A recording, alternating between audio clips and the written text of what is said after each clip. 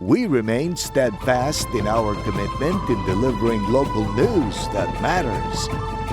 Stories that inspire.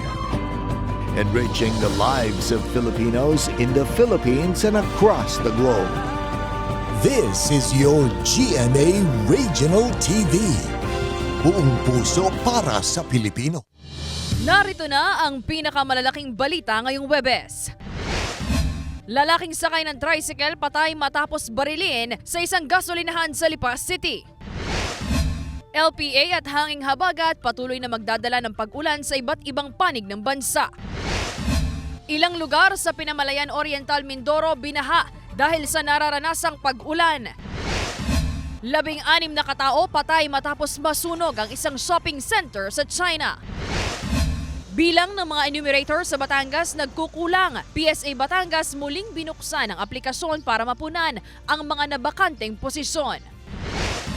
At ilang residente inabangan ang pagharana at pagpuputong sa hinirang na natatanging dalaga sa Batangas City ngayong taon.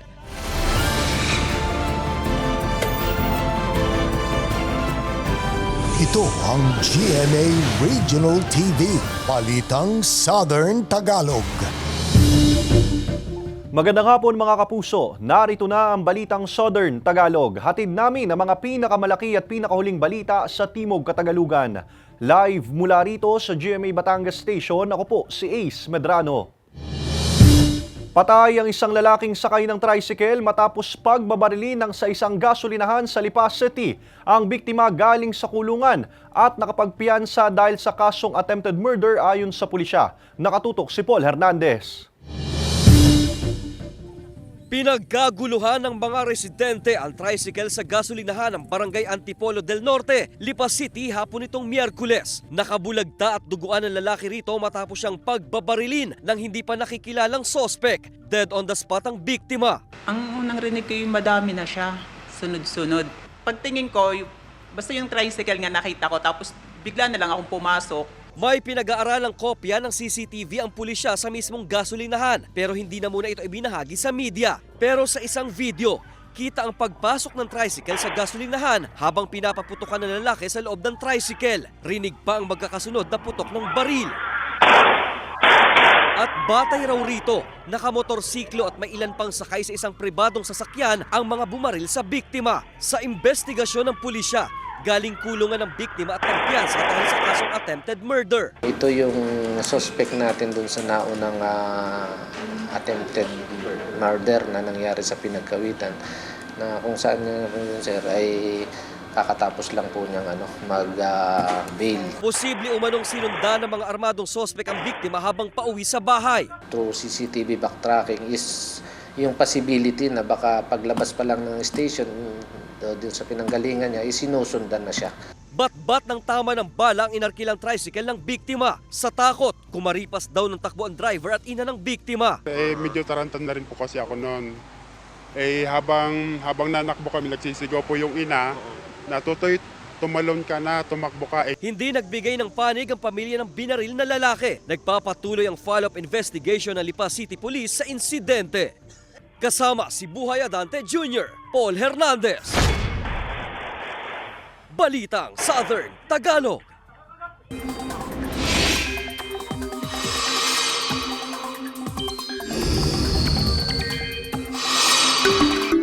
Mga kapuso, patuloy na magdadala ng pagulan sa iba't ibang panig ng bansa ang low pressure area at hanging habagat. Samantala, pinabulaanan ng Pag-asa ang kumakalat na post sa social media na may tatama umanong super typhoon sa bansa. Nagbabalik sa report si Paul Hernandez. Magpapatuloy ang maulang panahon sa malaking bahagi ng bansa dahil sa low pressure area at hanging habagat. Huling namataan ng LPA sa baybay ng Pinamalayan Oriental Mindoro kaninang umaga, sabi ng Pag-asa. Patuloy itong kikilos pahilagang kanluran at posibleng tawirin ng Southern Luzon hanggang sa makalabas sa West Philippine Sea. Patuloy naman ang pag-iral ng Southwest Monsoon o habagat. Sa datos ng Metro Weather, mataas ang tsansa ng ulan sa Rizal, Laguna, Cavite, Batangas, Occidental Mindoro, Palawan, Marinduque at Romblon. May heavy to intense na kung minsan ay torrential o tuloy-tuloy na pag-ulan. Maaari ring ulanin ang iba pang bahagi ng bansa. Samantala, makulimlim hanggang sa maulang panahon naman ang nararanasan sa iba't ibang lugar sa Batangas ngayong araw. Ayon sa Pag-asa, dulot pa rin ito ng hanging habagat. Wala namang napaulat na binaha sa lalawigan. Pinabulaanan naman ng Pag-asa ang kumakalat na post sa social media ng umano'y tatamang super typhoon na malayulanda ang lakas sa bansa. Fake news ito ayon sa ahensya. Nagpaalala rin ng Pag-asa na huwag maniwala at mag-share ng impormasyong mula sa mga hindi kumpirmado o hindi reliable sources. Sa halip ay magtungo sa kanilang official Facebook page at website para sa lehitimong weather updates. Paul Hernandez, Balitang Southern Tagalog. Ipatutupad ang rerouting scheme sa Batangas City upang bigyang daan ang parada sa pagdiriwang ng 55th Foundation Day ng lungsod. Samantala, ang ilang jeepney drivers hindi na raw muna mamamasada sa July 23 para makaiwas sa inaasang matinding daloy ng trapiko. Para sa detalye, makakasama natin live si Denise Abante. Denise.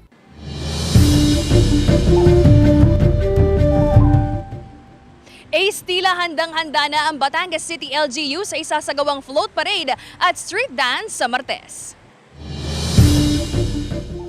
Inilabas na ng Transportation Development and Regulatory Office o TDRO Batangas City ang rerouting scheme na ipatutupad sa Martes, July 23 upang bigyang daan ang isasagawang street dance at float parade kaugnay pa rin sa 55th Batangas City Foundation Day. Gaya ng nakagawian, alas 6 pa lamang ng umaga, isasara na ang ilan sa mga kalsada papasok sa Central Business District para sa halos lahat ng biyahe ng mga pampasaherong sasakyan, gayon din ang mga pribadong sasakyan. Yung ating po mga biyaheng bawan, so lahat sila ay kakanan na dito sa may bahagi ng PPA. Papunta lang sila ng access road. So ibig sabihin hindi na po sila makakapasok ng bayan.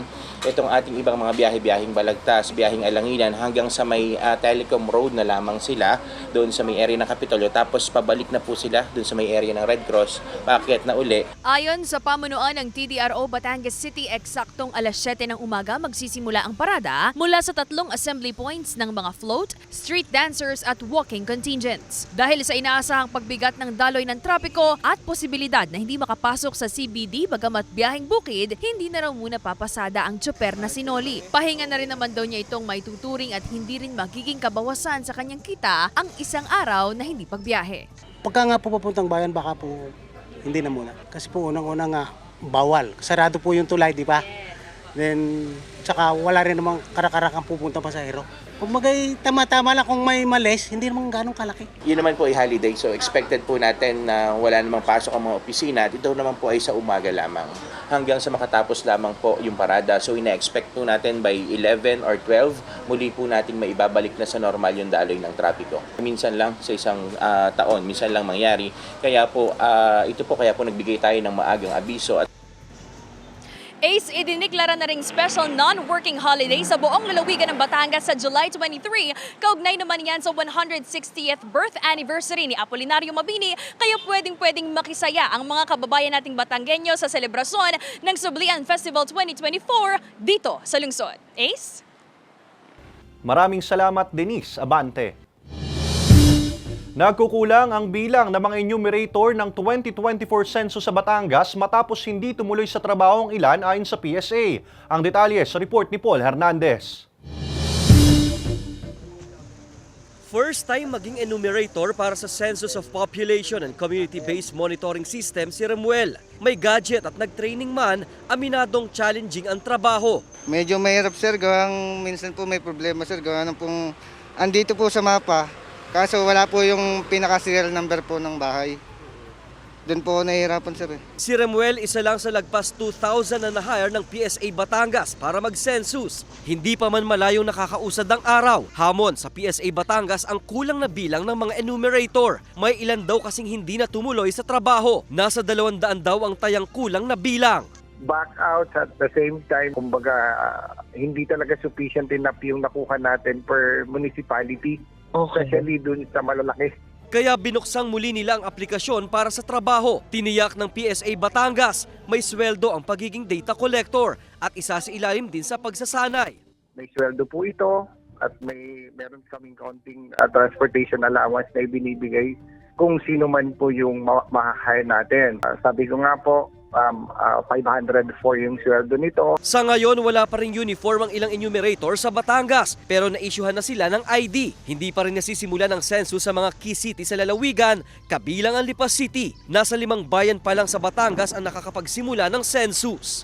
Kasama si Kel Ravaca, Paul Hernandez, Balitang Southern Tagalog. Narescue ang isang sugatang dolphin sa baybayin ng Bawan, Batangas. Samantala, namataan ang isang butanding sa Lubo, Batangas. Ang detalye sa report ni Paul Hernandez. Tila nakikisabay sa pagpasyal sa laot ang whale shark o butanding na yan na namataan sa katubigan ng Barangay Olo-Olo at Sawang Sanctuary sa Lobo, Batangas. Sa video post na yan ng Lobo Tourism Office, kitang palangoy-langoy lang ang butanding sa ilalim ng bangka. Ayon sa Tourism Office, madalas ang whale shark sighting sa kanilang bayan simula buwan ng Hulyo hanggang Oktubre. Nito lamang Mayo may namataan din daw ng malaking butanding sa bahagi ng katubigan ng Barangay Malabrigo. Isang dolphin naman ang narescue sa baybay ng Barangay Aplaya, Bawan, Batangas. Sa impormasyon ng mga otoridad, isang residente ang nakakita sa dolphin. Sa pagsusuri ng tauhan ng Bureau of Fisheries and Aquatic Resources o BIFAR, nanghihina ang marine animal dahilan ng pagpadpad nito sa dalampasigan. Kinakitaan din ito ng sugat sa kanang palikpik. May bigat na hindi bababa sa 200 kilograms at habang 2.7 meters ang sinalbang dolphin. Patuloy pang inoobserbahan sa pangangalaga ng BIFAR ang dolphin. Paul Hernandez, Balitang Southern Tagalog. Ito ang GMA Regional TV, Balitang Southern Tagalog.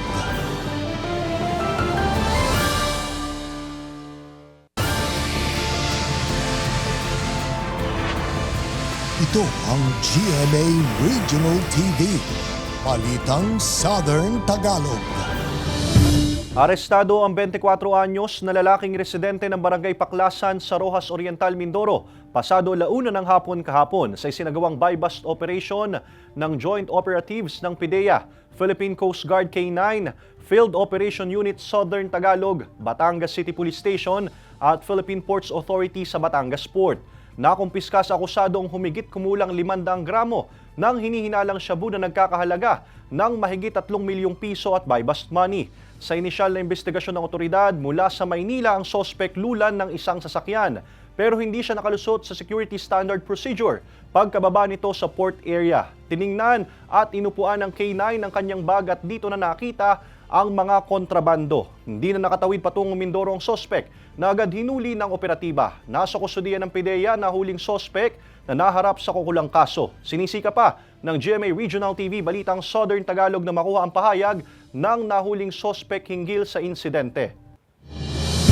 Sa Globe Balita, sa kuhang video, makikita ang makapal at maitim na usok na nagmumula sa nasusunog na shopping center sa Zigong City sa China. Hindi bababa sa 16 ang naitalang namatay sa insidente ayon sa Chinese state media. Nasa 30 katao naman ang nailigtas sa mga bombero. Stable na ang kanilang kondisyon. Base sa paunang investigasyon ng otoridad doon, may kinalaman sa konstruksyon ng gusali ang sanhi ng sunog. Tinalakay ang pagtangkilik sa mga lokal na produkto sa isinagawang Luzon Leg Town Hall Meeting sa Batangas City. Samantala, ipinamahagi ng DTI ang business kits sa ilang maliliit na negosyante mula Batangas, Quezon at Laguna. Narito ang report ni Denise Abante. Nagtipon-tipon ang nasa mahigit 400 mga micro, small, medium enterprise owners sa isinagawang Luzon Leg Town Hall Meeting sa Batangas Provincial Capital na naglalayong mas mapalawig at mapalakas ang mga malalaki at maliliit na negosyo mula sa iba't ibang lalawigan sa Calabarzon. Isa sa mga nakilahok ang 29 anyos na small business owner na si Aliana. Ang kanyang 4-year-old pandemic baby bake shop hindi raw magiging matagumpay kung hindi dahil sa mga proyekto at paggabay na natutunan niya mula sa Department of Trade and Industry. Mas nakilala po yung business namin. Mas nagkaroon po ako ng knowledge about sa pag-handle ng business and mas doon ko po din na napatunayan na yung may mga organisasyon na handang tumulong para sa katulad naming mga small business owner. Mas pinalapit at mas pinaigting ng DTI ang mga programa at pakikipag-ugnayan sa mga negosyante sa bansa, lalo na sa Calabarzon Region at lalawigan ng Batangas para matulungan ang mga negosyante. Ang aming pangunahing layunin ay magbigay ng tulong at tugunan sa mga issue at pangangailangan ng ating publiko. Sa pamamagitan nito, nais namin mapalapit ang aming ahensya, ang DTI, sa inyo at mas mapagbigay ng mas mahusay at maihatid ang mga tulong at mga proyekto na aming sinasama sa iba't ibang programa na pinapatupad ng DTI. Nakatuon sa inyong kapakanan. Nagkaroon din ng talakayan tungkol sa mga hinaing at hiling ng mga negosyante patungkol sa pakikipag-ugnayan ng mga ahensya ng gobyerno sa mga negosyante at sa mamamayan. Kabilang narito ang patungkol sa pagtangkilik ng mga lokal na produkto sa Pilipinas. Margin of preference sa mga bidding at ang kailangan lang ay ma-identify ng maayos kung ano yung kayang isupply ng ating mga nangangalakal dito sa Pilipinas. Namahagi rin ng business kit sa 14 na benepisyaryo mula sa lalawigan ng Batangas, Quezon at Laguna. Isa na rito ang 63 anyos na si Mang Cesar mula sa Cavite. Ang 15 taong maliit na sari-sari store daw niya, dati-rating inuupahan lang. Ngayon mapapasakan niya na ang tindahan. Malaking tulong po sa akin po yun, lalo po yun na po nahanap po namin. Tipid sa pagkain. Sana madagdagan pa yung aking konti po. Para po, gusto ko po pong talagang meron po kami papapagitaan ng magaan. Pagtitiyak naman ng DTI na patuloy ang kanilang pagbibigay ng tulong at programa sa mga MSME at ang pag-iikot o monitoring para matiyak na tama at nakabase sa suggested retail price ang mga tindahan. Kasama si J.R. Manjares, Denise Abante, Balitang Southern Tagalog. Magpapatupad ng nationwide gun ban ng pulisya sa darating na Lunes, July 22, araw ng ikatlong State of the Nation address ni Pangulong Ferdinand Bongbong Marcos Jr. Magsisimula yan 12:01 na madaling araw hanggang 11:59 ng gabi ayon sa PNP. Nasa 22,000 tauhan ng pulisya ang i-deploy sa SONA. Magbibigay rin daw sila ng maximum tolerance sa mga magsasagawa ng protesta pero sana raw ay huwag silang maging abala sa publiko. Samantala, ayon sa Presidential Communications Office, mismong si PBBM ang nag-e-edit ng kanyang talumpati. May rehearsal din daw siya sa Batasang Pambansa sa Linggo. Good news mga kapuso, sa mga naghahanap ng trabaho, naghahanap ang Kapuso Network ng mga sumusunod. Assistant Vice President, New Business Development, Assistant Research Manager, Senior Research Analyst, Auditor, Wardrobe and Customs Clerk, Production Coordinator, Unit Head, Building Maintenance and Project Management, at iba pang makikita sa inyong TV screen. Para sa kumpletong detalye at sa mga nais mag-apply, bisitahin ang careers.gmanetwork.com. Ito ang GMA Regional TV, Balitang Southern Tagalog.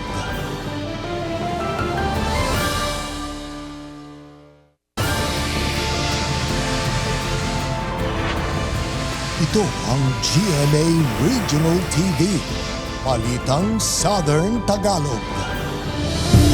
Dahil sa pagulang dala ng low pressure area, apektado ng pagbaha ang 5 bayan sa Oriental Mindoro ayon sa PDRRMO. Naitala rin ang magkahiwalay na landslide sa bayan ng Socorro. Samantala, sinuspindi ang pasok sa lahat ng pampublikong tanggapan sa lalawigan dahil sa tuloy-tuloy na pagulan. Nakatutok si Hazel Alviar. Makikitang nalubog sa baha ang ilang kabahayan sa Barangay Zone 2, Pinamalayan, Oriental, Mindoro. Nagtaas na rin daw ng gamit ang ilang residente dahil sa lampas tuhod na baha. Dulot daw yan ng nararanasang malakas na pag-ulan sa lugar. Maging ang poblasyon ng bayan binaha na rin. Lampas tuhod na baha rin daw ang naranasan kaninang umaga sa Pinamalayan Public Market. Humupa na raw ito ngayon. Pahirapan naman ang pagtawid ng ilang residente sa ilog sa Barangay Banilad sa bayan pa rin ng Pinamalayan. Kinailangan pang alalayan ang ilan para lang makatawid. Payo ng otoridad na iwasan muna ang pagtawid dahil sa lakas ng agos ng tubig sa ilog. Dahil pa rin sa malakas na ulan, nakapagtala ng 2 landslide sa Barangay Villarreal at Barangay Malubay sa bayan ng Socorro Oriental, Mindoro. Walang nasaktan sa nangyaring landslide ayon sa MDRRMO. Sa Calapan City, Oriental, Mindoro, mahigpit na binabantayan ng CDRRMO ang pagtaas ng antas ng tubig sa Panggalaan at Bukayaw River. Walang naitalang binahang lugar sa lungsod ayon sa otoridad. Ang lakas ng baha! Kulay putik na baha naman ang naranasan sa Barangay Pakyas sa Victoria Oriental, Mindoro. Sa video ng residenteng si Gina Olivar, makikita ang pagragasa ng baha sa kanilang lugar. Wala pang detalye kung may inilikas ng residente roon. Sa pinakahuling ulat ng Oriental Mindoro PDRRMO, 5 bayan sa lalawigan ang nakararanas ng pagbaha, kabilang na ang mga bayan ng Pinamalayan, Victoria, Bungabong, Pola at Socorro. Samantala, nagsagawa na ng preemptive evacuation sa ilang residente sa Pinamalayan. Inilikas na rin ang 3 pamilya sa Barangay Maligaya sa bayan ng Gloria bilang pag-iingat naman sa baha. Sinuspindi naman ng Oriental Mindoro LGU ang lahat ng pasok ng mga pampublikong tanggapan sa lalawigan ngayong araw dahil sa nararanasang pag-ulan. Hazel Alviar, Balitang Southern Tagalog. Isinailalim sa pagsasanay ang ilang tricycle drivers sa Batangas City upang matiyak ang kaligtasan at disiplina sa kalsada. Narito ang report ni Denise Abante. Nandito po kami para ipaliwanag po sa inyo at ipaalala po sa inyo ang mga reminders po sa ating mga driver. Ano po? Tulad po ng ating mga uniform, yan. Uniform po. Wala po tayo suot na uniform pero yan po ay required sa atin. Sapatos, pantalon at uniform. Ano po? Ang isa pa po ang ating tricycle, make sure po na may basurahan. Siguraduhin po lagi natin na may basurahan po ang ating tricycle. At pagdating po dito sa ating toda, kailangan po ay may 3 basurahan at doon nyo po isa-segregate yung mga basurang nasa inyo pong tricycle. Ano po? Ilang mahahalagang paalala ang ibinahagi sa isinagawang seminar ng Task Force Disiplina katuwang ang TDRO at CDRRMO sa mga tricycle drivers sa lungsod ng Batangas kaugnay ng kaligtasan sa kalsada. Kabilang ang pagsusuot ng tamang uniforme, pagpapanatili ng kaayusan sa sarili at kalusugan at ang paglalagay ng basurahan sa mga pampasaherong tricycle. Binigyang diin natin yung mga batas trapiko na kinakailangan nilang sundin. At pangalawa, yung disiplina sa kalsada. If magiging disiplinado lamang itong ating mga drivers at susunod sila sa batas trapiko, tiyak natin na magiging ligtas yung ating mga kalsada. Sa ilalim kasi ng Republic Act 4136, ang Transportation and Traffic Code at ang Ordinance No. 36 Series of 2011 ng lungsod, dapat nasa gilid lang ng kalsada ang mga mababagal na sasakyan gaya ng motorsiklo at tricycle. Sumusunod naman daw dito ang tricycle driver na si Ray. Iwas multa para po kasi malaki-laki din po yung multa pagka na wala kaming uniform, na hindi kami sumusunod sa patakaran ng sang-ayon po syempre para sa yun naman po para sa lahat. Laking pasasalamat din ng Pangulo ng Libho Talipapa Toda na sila ay personal na nakadaupang palad ng Task Force Disiplina. Maganda dahil yan nalalaman namin kung anong patakaran ng pagbiyahe namin. Bukod naman sa mga tricycle drivers, pinaplano na rin ng Task Force Disiplina, TDRO at CDRRMO na magkaroon din ng seminar para sa mga tsuper ng jeep. Majority po ng ating mga sasakyan sa kasalukuyan, kung mapapansin ninyo, marami ay tricycles. At kalimitan, ang nai-involve sa mga aksidente itong mga tricycles compared dito sa ating mga PUJs. Sila yung malimit, pasingit-singit at paharahara sa kalsada. Kaya po, pinipilit natin na mas ma-educate itong ating mga tricycle drivers. Pero pagdating po sa mga drivers naman ng PUJs, sila po ay ating isusunod. Kasama si J.R. Manjares, Denise Abante, Balitang Southern Tagalog.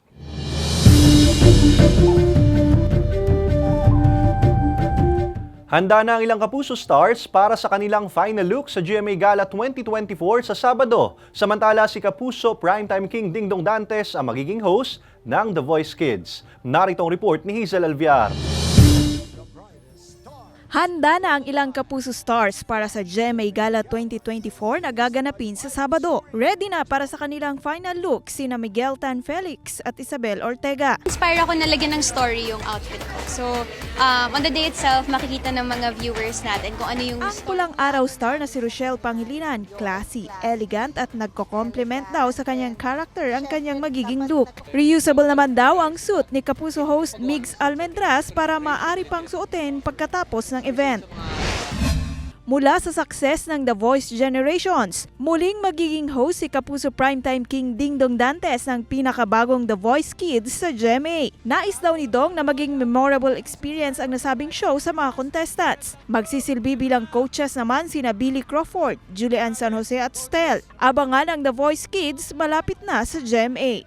Hazel Alviar, Balitang Southern Tagalog. Inabangan ng ilang residente ang pagharana at pagpuputong sa hinirang na natatanging dalaga sa Batangas City ngayong taon. Tiniyak naman ng Batangas City LGU na magtutuloy-tuloy ang mga tradisyon hanggang sa mga susunod na henerasyon. Silipin yan sa report ni Denise Abante.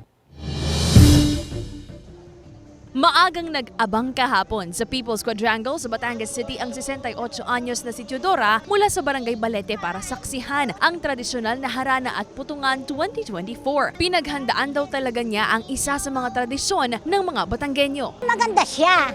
Maganda ang kanyang pinaka-view. Maganda siya. Masaya. Ang harana at putungan ay ang pag-aalay ng kanta at pagpuputong ng korona sa hinirang na natatanging dalaga ng Batangas City LGU at formal na pagpapakilala sa kanya sa publiko bilang Miss Batangas City Foundation Day. Ang 20 anyos na si Priscilla Ashley Alcaraz Diaz ang napiling natatanging dalaga ngayong taon. Anak siya ng dating flight attendant na si Abigail Marie Alcaraz Diaz at renowned actor Joko Diaz. Gumagawa na rin siya ng pangalan sa larangan ng showbiz. Siya ang makakasama ng LGU sa iba't ibang gawain sa pagdiriwang ng Foundation Day ng lungsod. Our homage to the Miss Foundation Day this year, si Miss Ashley Diaz, who is a Batangueña, and we feel that we selected her because she embodies the values that Batangueña must have.